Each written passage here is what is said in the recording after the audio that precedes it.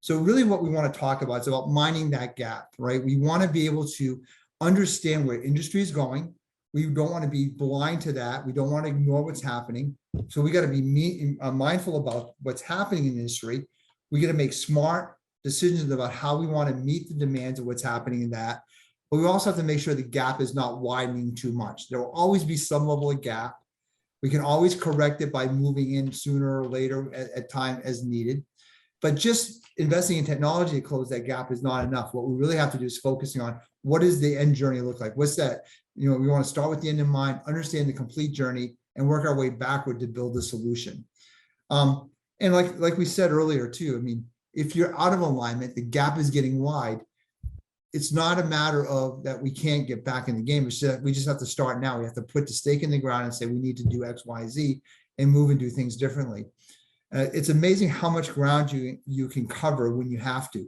Think about when COVID hit and we couldn't work in the office anymore, how quickly most of us shifted to a remote environment. And it was almost, for most organizations, almost seamless. I know, Michael, we talked about this last time, how seamless it was. And you even saw productivity gain in doing that process. So being able to take that action now is really a key element as you recognize that the gap is widening. I also think that another tenet that we have to look at in this journey is not to be technologists, right?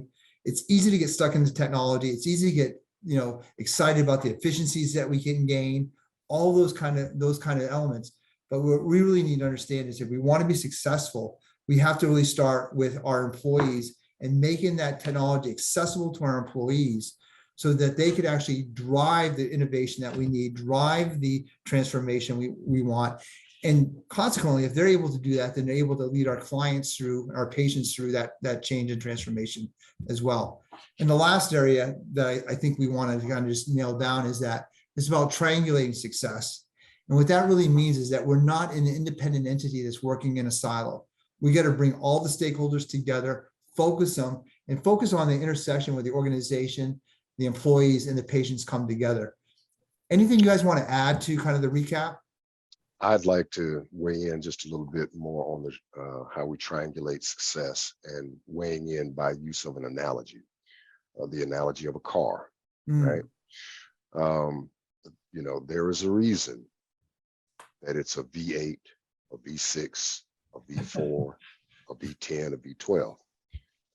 And the whole premise there is that it's balanced, right?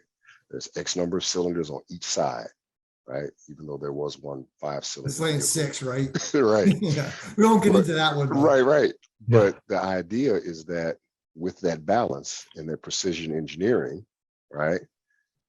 As long as all of the underlying components are well taken care of, the wires that connect to the spark plugs, et cetera, the vehicle will generally run pretty well. The moment that the wiring is not right, or one of the spark plugs is fouled, even though the engine is still in balance by design, but it's not firing in balance. And now you have other problems. So you want to make sure that in order to triangulate the success, that you look at all of the underlying systems that support that V dash whatever it is, in order for it to stay in good operating condition to allow you to safely, and in some cases very speedily, get from point A to point B. It reminds me of when I was early in my career of being a business owner, I was complaining to a very wise friend of mine about the business where I was at.